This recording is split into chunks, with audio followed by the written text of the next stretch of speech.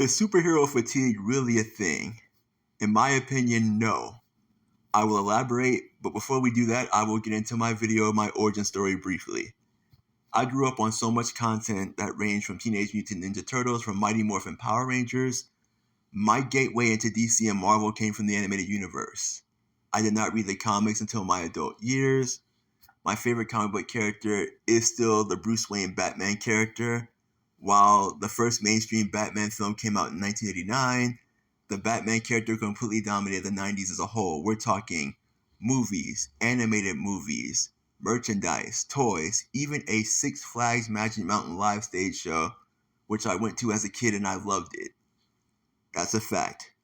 Despite Batman being the main character of the 90s as a superhero and a comic book character, we had more than just Batman. And I'm not going to name them all because it would be a very long list that I would not have time to really cover. So I will name a few. We had the short-lived Mantis show.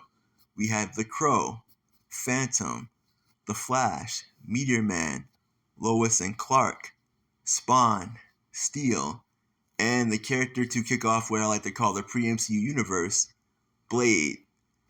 Of course, after Blade, we had way more than that. That's why I don't buy this fatigue nonsense. I will further explain. Going into the 2000s, while we had the start of the X-Men franchise, the original trilogy, as well as the Sam Raimi Spider-Man trilogy, we also had from DC Smallville, which ran for 10 seasons. A few years after Smallville premiered, we had the Christopher Nolan Batman Begins film, which kicked off his franchise, which is another Batman franchise. So Batman is back on top, dominating again. Despite having Batman, while his movies are going, I will fast forward 3 years later into when the MCU first started with Iron Man 1. That same summer, The Dark Knight was released. They were two of the most talked about films that year, in a year full of stacked films that summer. I mean, they were massive, they were huge, not to mention The Dark Knight made over $1 billion at the box office. Fast forward to a few years later, at this point we have more, because this is when DC started doing their animated movies. And they started building up more with other things. They started the Arrowverse before it was actually called that, plus just a lot more content. While the comic book realm took a whole different turn, it got bigger with superheroes in the year 2012. We had the first Avengers film that made over $1 billion. That same summer, we had the Mark Webb Spider-Man franchise, the second franchise after the Sam Raimi franchise. As well as that year, we had The Dark Knight Rises that also made over $1 billion. A year later, we had another film that made over $1 billion in Iron Man 3 in 2013. And during that same year, we still had the early stages of the Arrowverse, what began as Agents of S.H.I.E.L.D. Also, Man of Steel was also during that year as well. So we had a lot of comic book content during that same time. Was there claims of fatigue? Nope. Fast forward to years later. Yes, I am going there.